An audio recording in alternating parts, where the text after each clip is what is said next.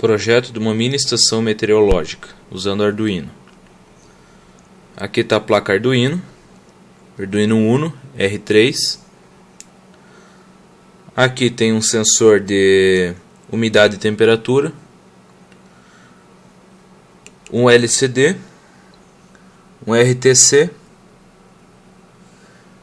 um sensor de luminosidade resistivo e o relé que controla o backlight do LCD. E aqui um sensor de movimento. Vou dar um reset para mostrar como que está funcionando.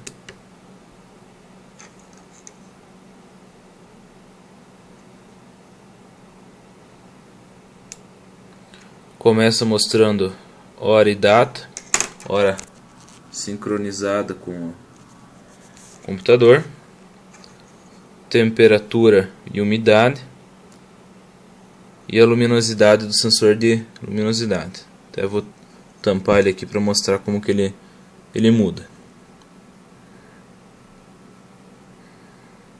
Só voltar para a tela do sensor de luminosidade.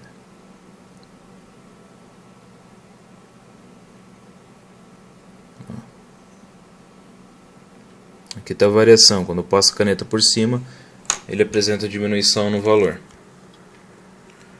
E o sensor de movimento ativa o backlight quando detecta movimento. É isso.